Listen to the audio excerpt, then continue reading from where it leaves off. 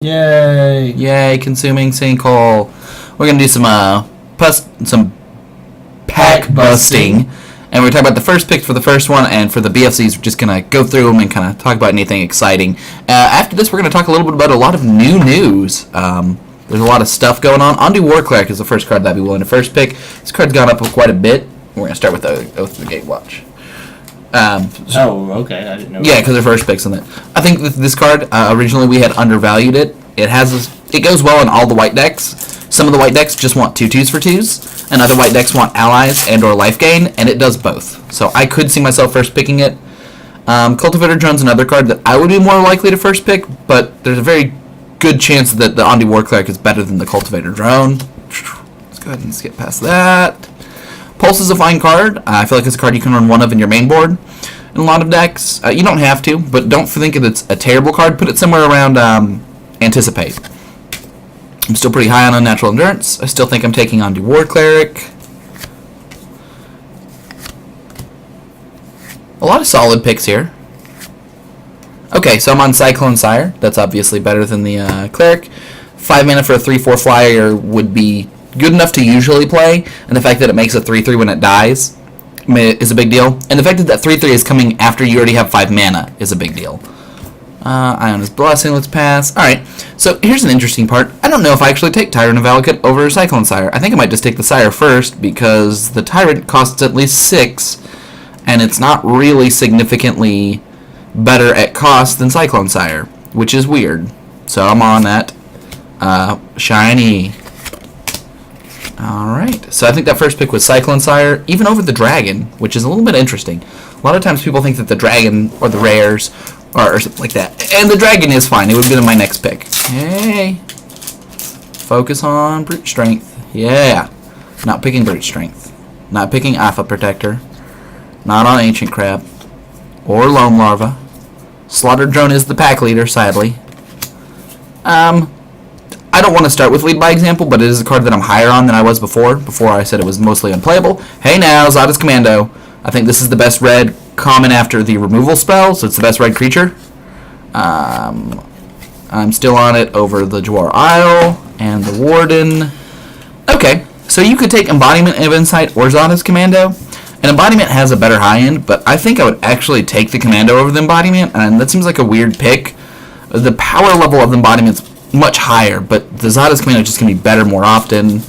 Special Consortium requires a color. Okay, so I will take Thought Harvester over Zada's Commando. It's just really solid at cost. A 4 mana 2/4 flying is a very solid card. Definitely not taking Hedron Alignment or a Plains.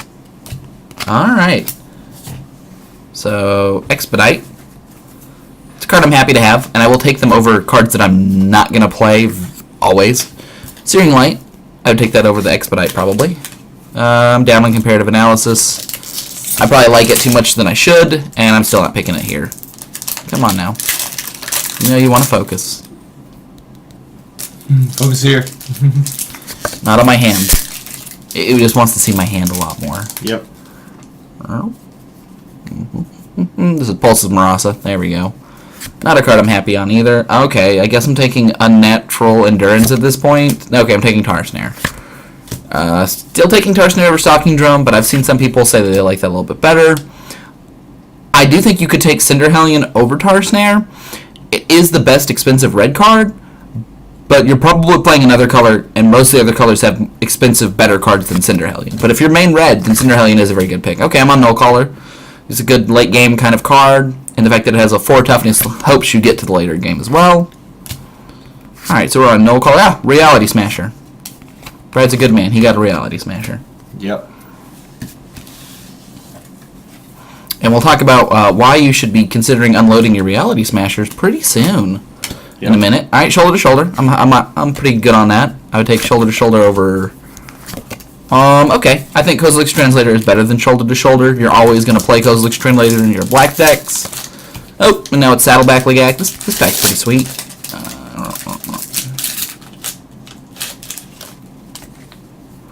Alright, I'm not going to take the Course Sky Climber. I'm still on the Saddleback. Even over the removal, because it's just mid-grade removal. Containment Membrane's a little bit better than the red removal, but still not good enough that I want to take it over the Saddleback, just because of how much damage the Saddleback provides.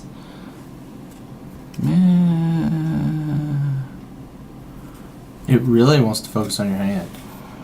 Yeah. My hand looks really good.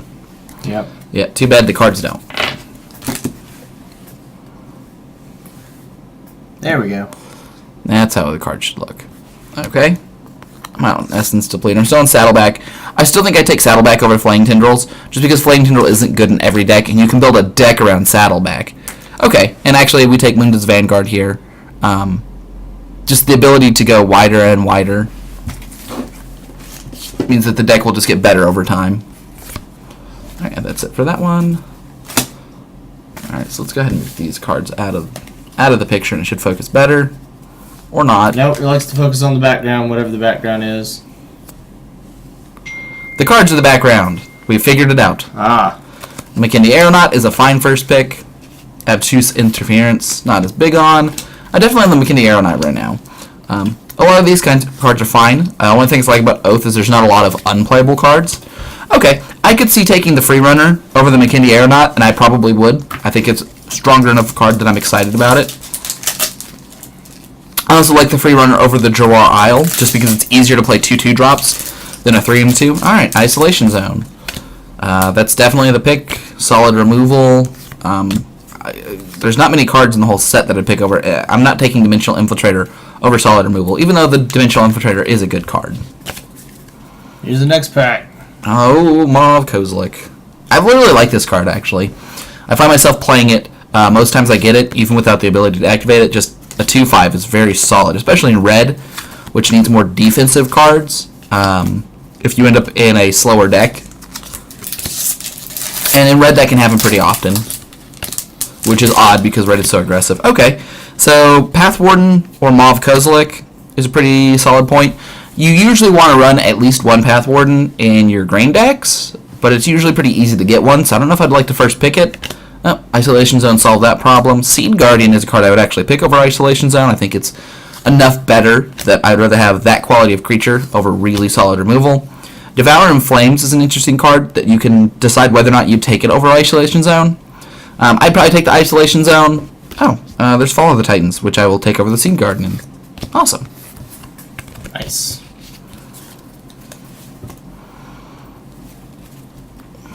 Alright. None of these cards stand out as great so far. Slaughter Draw is probably my lead. The Negator is now my lead. Just having flying means quite a bit. Taking flying cards. Okay, Cyclone Sire. Again, very solid uncommon. And I'd probably take the Cyclone Sire over the Bailoff Null. I like the Null better. I personally would probably take the Null, but the right pick is definitely the Cyclone Sire. Hissing Quagmire solid without being great. Alright. Alright, here's the first battle. Okay. And the battle packs we're just going to kind of go through and let you guys see the cards.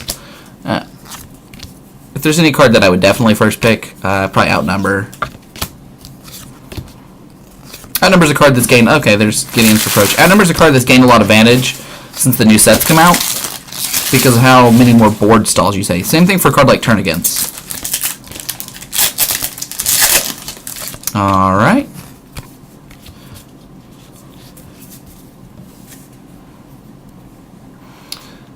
Horn Reef Invoker is one of those cards that has gone up in value since the new set has come out because it's slower and the boards are bigger.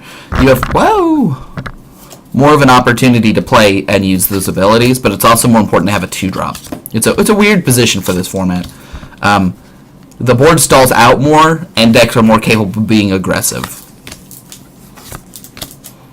Alright, Valakut Invoker is pretty solid. That's probably what I would take. You could take Ondu Rising. I think that's very reasonable. I think it's a very strong card. I would definitely take the Serpentine Spike, especially considering how strong, or how wide the boards get now. Myers Malice. It's I like that as a filler card. I like it right above filler card. Like, for me, it's in the 20 to 23 range, but not in the 21 or 23, 22 range. Yeah, like, it's a little bit better. It's good against control because you're going to get the 2 cards and you're going to get the creature usually. Yeah. That's definitely true. I'd tell you that Clutch over that. Like, Clutch is a card that I always run any number of. That's true, yeah. Not Rush of Ice. I find myself running Rush a lot less, actually, than I used to in the other format. It might just be because there's better options for tapping things down. I like Menace as an ability, so anything with Menace I don't mind having in the deck. Oh, None of these are particularly exciting. You're kind of off the screen there. There you go. The Guardian is very exciting. Yeah. That's the kind of card that is the kind of card you actually want to play. So, Colosstricular is a card that has gained a lot of value. The black-white deck, no one wants these in the third pack. But the black-white deck benefits a lot from them. Right. So the black-white deck has that advantage of going into pack 3 and getting almost all of these like really synergistic cards. It's one of the reasons I think that black-white is one of the best decks. Yeah, if you can ever get in it. It's tough because the common removal is in black and white, the best. So often you don't end up in that color combination just because many people are usually starting out in that. Malakov Familiar is a very solid card. Alright, Green Warden's another card I'm happy to start with. And is this almost it? Nope, we got 2 more and that one. Oh man, we're burning through them. Incubator Drone, still a solid card. I think it's a little bit worse than the before, just because you have less sort of... There's more cards that make tokens, so the value of the Incubator Drone goes down relative to the rest of the cards. I'd probably take Gideon's Reproach here. Predator, solid, but I'd probably take removal over it. But they're a very aggressive red decks, and they love a Fire Mantle Mage or Valakut Invoker or anything of that nature. Alright. Sledge Crawler is another one of those cards that is nice, but it's lost a lot of value because the ingest side is bad. And with the ingest side being bad, it means he's just a pumpable creature, which is fine. But before, the fact that he could ingest early and pump late meant that he was essentially a very good split card. And now you're just looking for the pump late more so. Fertile Thicket's a card that's gone up because you usually run 1 or 2 wastes if you're a waste type deck, and you can get them very easily with that. Alright, I'm probably taking Brood Butcher here. Yeah, Brood Butcher is very powerful if you have that deck. Here's the last pack. It's probably the best pack. You can tell because there's a Reaching Vines in it and a Salvage Drone. Salvage Drone's another one of those cards that just lost everything. Without the processing mechanic being vital, there's just not really anything to do with these bad ingest cards, which I think is a little bit of a disconnect between the two sets. Shadow Glider's gone up a lot, though. The fact that you don't need allies as much because there's so many allies in white gives you a little bit of space to play something that's just a normal creature. Broodmonder's probably my pick here. Oh, Prism Array. That's a card that's completely unplayable. Alright, guys. Just a random aside, if you are in the market for waste for your collection or whatever, I went out and bought 50 of this art of waste. I think they were 24 cents a piece or something on TCG Player. Right. I don't think I'll need more than 50, so that's all I bought. If you're going to invest in them, I don't actually think they'll get much more than $1. I mean, it takes several years for them to get that high. So probably not the best investment. But I would get all that you need right now because you don't want to buy them later.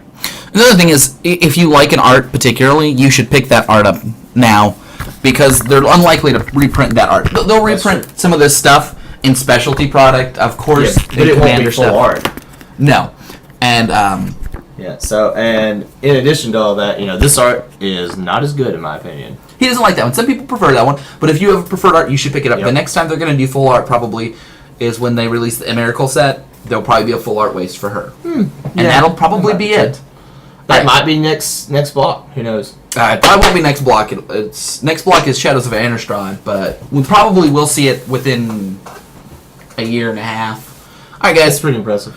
We're going to flip over and talk a little bit about what's going on in the Magic scene. So let's go ahead and pull that up. Bloop. All right, guys. So there's a couple of different important things. Let's start with the small stuff. The smallest thing is that just today they announced a new conspiracy set, The Reign of Brago. And I just want to touch on this real briefly, is that it's really nice that they're releasing these products that are sort of casual and or draft oriented. Like, this isn't a big product for standard or modern or anything like that. But it will be fun. It'll be fun. They continue to release them. If you enjoy stuff like this, if you enjoy the new cards and mechanics they put in with this had the voting stuff and also, if they release it online, which I'm not sure they do, they don't release Conspiracy Online, do they? They did not last time. They released the Conspiracy cards through the weird sort of all multicolored set we had. Oh, okay. All right, so that's just a small aside there. The big news is there's two things. First of all, Eternal Masters is announced and coming out. They said they're not reprinting off the restricted list, and that's going to do two things. Cards like Force of Will and Wasteland will dip a little bit.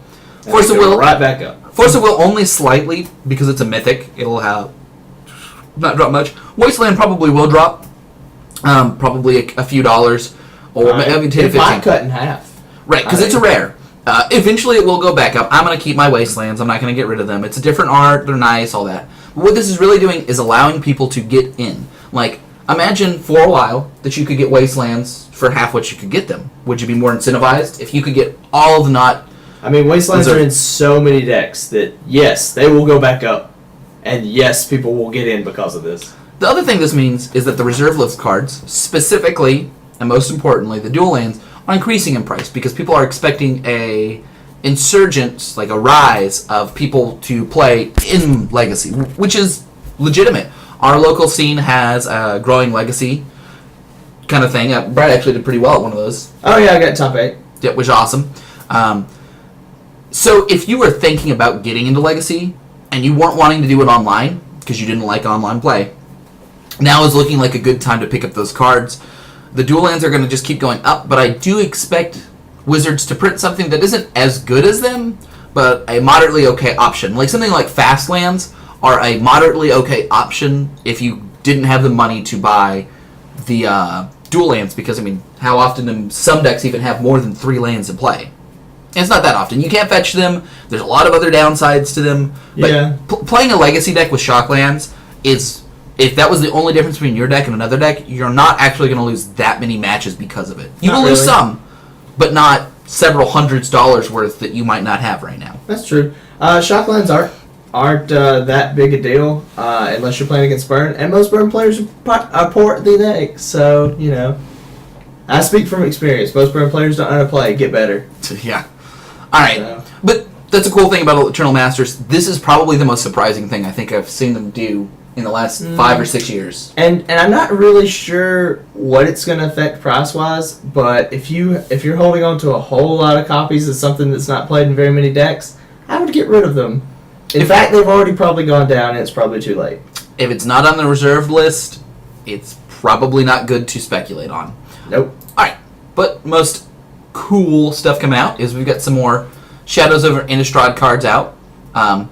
And we see some cards like Eerie Interlude, which are just kind of generic cards, let you exile a bunch of creatures, return them. But let's talk more about some of the more powerful... It's actually just Ghostway or whatever. It's a better version of Ghostway. Yeah. It lets you choose instead of all of yours. Topplegeist is a really cool uncommon card, and it's showing us repeatable Delirium, and that's what I wanted to talk about. So far we had seen Delirium as a negative effect, but with the fact of the matter is that it's 1 for a 1/1 flying. Spirit. Not good enough. When it enters the battlefield, target creature an opponent controls. Almost good enough. Delirium, if at the beginning of each opponent's upkeep, if there are 4 more cards in your graveyard, different types, tap a creature that player controls. Extremely powerful. Like, that's a must-kill card. It is both preventing their best creature from attacking and blocking every turn. Yep.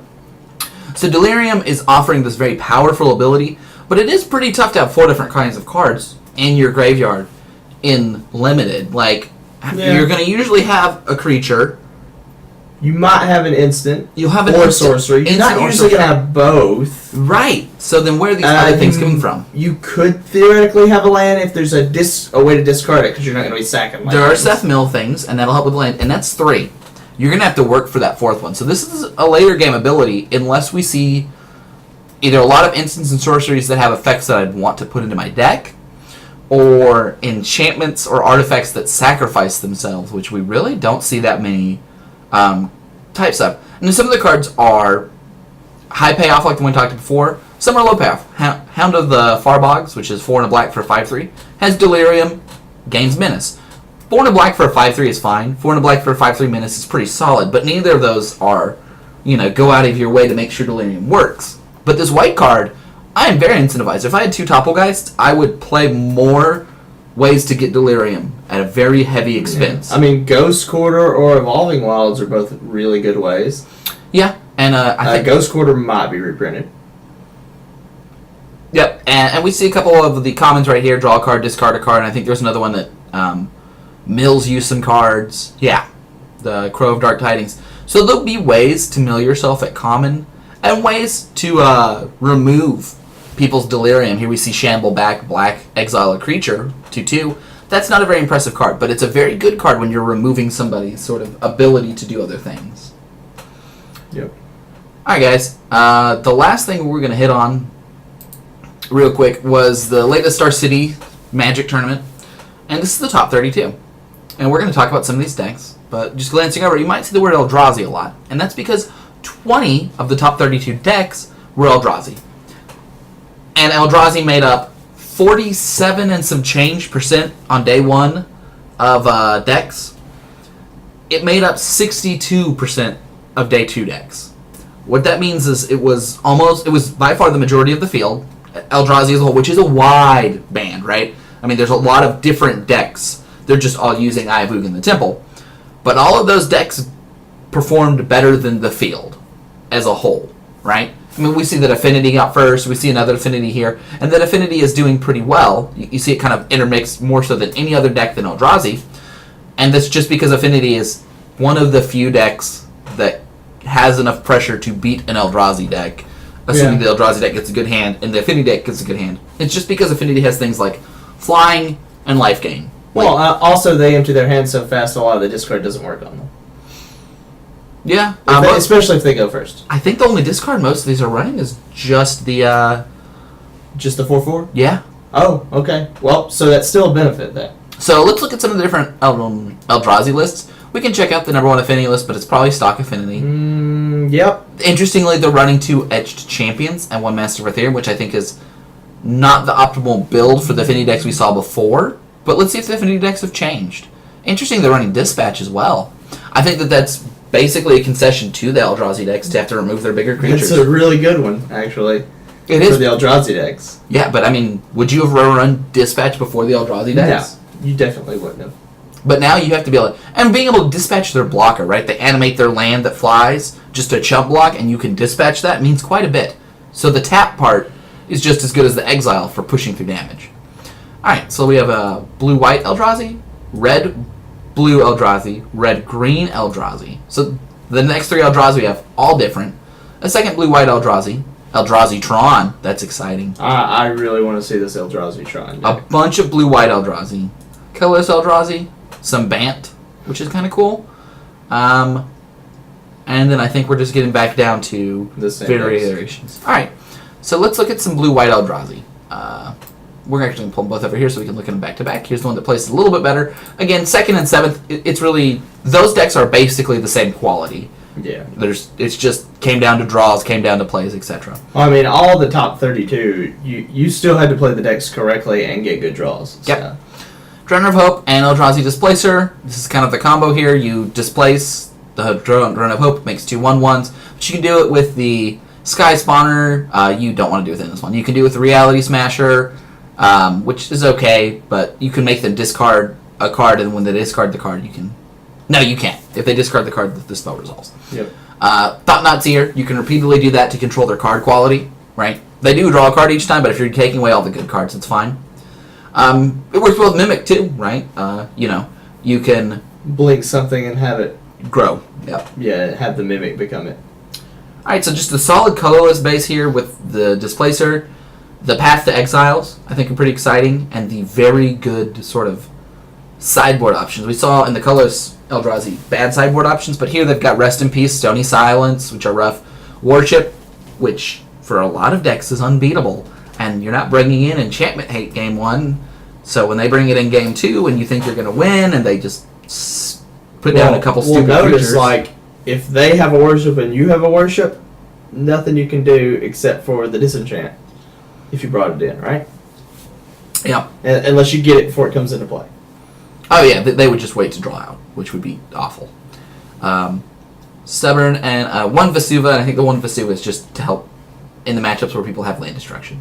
Yeah, also in the mirror match, you can copy their important land that you're missing. So it's like getting a wild card for land. Alright, so this is the exact same list.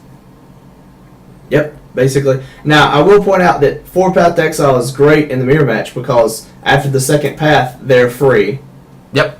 Because they won't have any more basics to go get. So, that's impressive. Alright, blue-red. I think this is the older version. Yep, this is sort of the draft chaff version right here. I like Hurkyl's Recall, so you can see them giving a lot of credence to the power of the Affinity deck. They're probably worse matchup, but Hurkyl's Recall will usually just win you the game. Yeah, I don't really know if they're worried about any other deck besides Affinity and the mirror match. I don't know if we can say mirror match. There are a lot of different varieties of Eldrazi. There's a lot of different so they're worried about Eldrazi decks, and they're worried about, what, Tron? Because Tron has big enough creatures that it might matter? So this one's very different. They're not even running all the same creatures before. They're not running Mimics. I think they're trying to go bigger, right? Yep, they're running Matter Reshapers, Sowers, Smashers. We see some sort of... Breakers. Yep. We see the cards to incentivize that with Ancient Stirrings, Kozilek's Return, Mind Stone. Very interesting. I like the bigger version. They're also running 4 Forest, so if they get Path 4 times. Oh, yeah. Yeah, they don't have any worries They're about running that. Kaplusian Forest. That's It's different. It's a perfect card for this. It provides all 3 colors of mana for them. That is a good point. Alright, so let's go check out Tron, baby. Okay, so the normal kind of thing going on here. They just have 3 very, very big creatures. And then they're just running all of the most powerful cards. Now, we only see running 3 Eye and 3 Urborg because they're legendary here, and that's the biggest concession.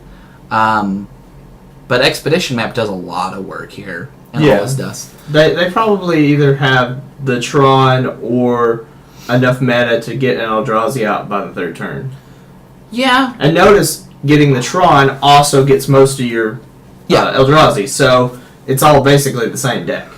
Well, let's compare this to colorless Eldrazi, because these are both colorless based. This one has bigger creatures. But this one has so much more value in their lands. Yeah, I'm not understanding why Blinkmoth is so powerful here. It's just a flyer. There's 3 things that Blinkmoth does. Against the Affinity decks, it buys you a turn. Which is important. It is very important. Against a Groundstall, it can hit in for anywhere between 1 to 3 damage by Tome Pumping, and it pumps Mutavault, because Mutavault's all creature types. Oh. So it's fine. They just had extra slots, and Blinkmoth Nexus was the best creature land that they could run that was colorless. The thing I like about the colorless Eldrazi is it has so much value out of its lands and such an aggressive curve. I actually like colorless Eldrazi as a deck better than I like Trondrazi, just because like Trondrazi loses. I'm glad you're naming it this. I hope this becomes its official name. Trondrazi. It just has a lot of lands that have to sync up together, and you are more likely to get good lands with the redundancy.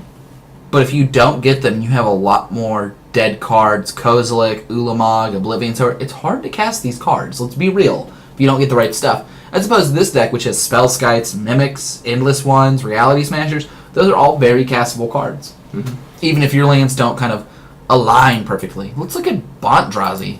I'm just going to drop the L and just Drazi to add the end of anything. That sounds appropriate, right? Probably not. Alright, so... It could be Bandrazi. Oh, yeah, that's really... I like Bandrazi. That's funny.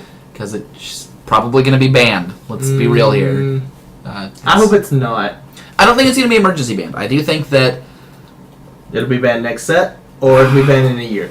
I think they're going to give it a couple sets. A whole year of Eldrazi? I think we're going to get... 2 sets of Eldrazi? I think we're going to get a Hoser next set for whatever Eldrazi is. I don't think that anything but LD is Hoser. Because they would ban the land. Well, let's imagine that they print the card I talked about before. Black for an enchantment. You lose 1 life to each upkeep. Colorless creatures get -3/-2. That's not enough, I don't think. I think it is. But okay. What about they just playing a 2 ban the 1 land and not have to print anything? Well, they don't want to ban. They'd rather do prints that are answers than bans. Like, why didn't they just ban Affinity? The answer is they printed Artifact Hate. A lot of it. Yeah. So maybe you just need some amount of colorless hate. There is the downside that all colorless hate is probably also Artifact Hate, which is kind of rough. A lot of times, yes. They could do non-artifact colorless creatures. That's very specific. That might come out when they print the new set. So like I talked about before, that when they print the the Miracle set, that they're likely to ban Eye of Ugin just because they want to print more colorless cards. But maybe they just print really good colorless hosters. Maybe that's when you get the black card that's just black, destroy target, non-artifact colorless creature. Its controller loses 3 life. So some ridiculously powerful cards. They're probably uncommons. Maybe they have a rare that's just a hoser that's just a return all non. It's Hurkyle Recall for colorless creatures. Return all colorless creatures to their owner's hand? All non-artifact colorless creatures to their owner's hand. Oh, no, they'll make it hit affinity too, because why not? I mean, they never give affinity a safety.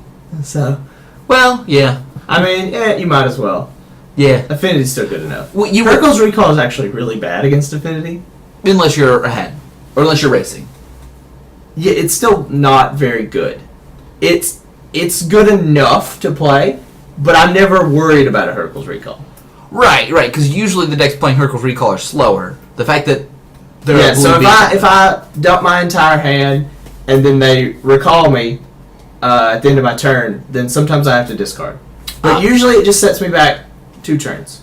Right, which for the beatdown decks might be enough. It's usually enough. But I've had several times where it didn't do anything. Right, the slower decks when they play Hurkyl's Recall aren't getting enough pressure, so Brad has a chance to replay things. Yep. The other thing I like about Hurkyl's Recall is if you're using it right, you're forcing your opponent to do things like sacrifice things. Like you try to force the affinity player in a position where they need a Ravager to win, and that's when you Hurkyl's Recall, and then it's become a game-winning spell. But other than that, yeah, if you're not racing them, you're just buying time. Yeah, and that might not be enough against affinity, which is fine. I mean, I like that there are certain hosers for affinity that don't automatically win you the game, because some of them do. Do any of them, actually? If they play the one that just destroys all your artifacts, and they play it on the 4th turn, they have always won against me. Okay. And there's 1 green and there's 1 red one, so there's a decent chance that they can play it on the 4th turn. That's true. And win. And I've literally never won through them playing it on the 4th turn. So your lands would be the only real hope for that. Yeah. Okay. So we've got this Bant one, which really isn't super Bant. It's running 2 World Breakers at the high end, and then a lot of powerful low end cards. Eldrazi Displacer, playing well with the Drowner of Hope and the World Breaker, and the Thought-Knot Seer. Running 2 basics and a lot of the kind of I like the Caverns. Yep, Caverns is great here. I actually like it quite a bit because you can add any color you need for the Eldrazi cards, including colorless. There's not too much red in this deck either. Actually, there's not too much of any color in this deck. There's no red in this deck. I mean, there's the there's not too much blue is what I was trying to say. Right, they're running the most amount of blue with Drowner of Hope and the Sky Spawner, followed by white, followed by green. It's just light splashes on each end. Yeah. Alright, and I think this is another version. It's pretty much the same. Right, they're running 1 more Drowner, 1 less World Breaker, and that's about it. All fun. So, what's Skred Red? I hadn't seen that one before. Oh, it's based around the Snowlands and using the power of Skred. Skred, for those that don't know, deals damage equal to the number of snow permanents you control. And with a bunch of Snowlands and Scrying Sheets, which help you get more Snowlands, you have a very powerful sort of red-based, probably control deck. Yeah. So it looks like it's trying to do the Fanatic thing. Yeah, it can do the Fanatic thing with and the Reckoner, whenever it takes damage, can just throw it wherever you want, right? Which works well with Skred. So you Skred it. You can. Or you can Skred your It's also creatures. a pretty good creature, because if you block an Eldrazi with it, they take all that damage. Yep. And there's a lot of cards that kind of just repeatedly clear the board, play well with Boros Reckoner. Yeah, and look, Fallout doesn't kill Reckoner, but still does its damage. And you've got the Demigod, they've got 4 of. I'm not really seeing how they discard them. I think they just let it die in combat. Wow. Or kill it themselves without using anger. It's a lot of 5-drops. It is a lot of 5-drops. And a lot of 4-drops. Well, I guess you don't really expect to be able to play more than 1 Demigod, but if you have to, you get the other one back for free. And do they have haste? I can't remember. Yeah, they have haste. Yeah, they'll kill you in 1 turn. So, 5 damage for a 5/4 with haste is not terrible, especially flying. if you can slow down the Eldrazi decks, I do like the Demigod being able to trade with all of their cards. I like that it might make my demigods worth more than $1. And the multiple times that you trade, so let's say you play a Demigod, you trade with their 4/4. Then you play a Demigod, and you trade with 2 of their creatures. They're probably not coming back. You just got a lot of free cards there. I think I could just build this deck for us to play test against. I think I have all of these cards just sitting around. Oh, except I got rid of my Blood Moon because they're worth too much money. And they main deck them. Alright, guys. So we're going to go ahead and we're going to run a little bit of the new set. Some Kamigawa. Wow, these are my karate hands because there's Bushido and it's karate time. That's terrible. Don't ever do that again. This doesn't count? Alright, guys. We'll catch you guys in just 1 second.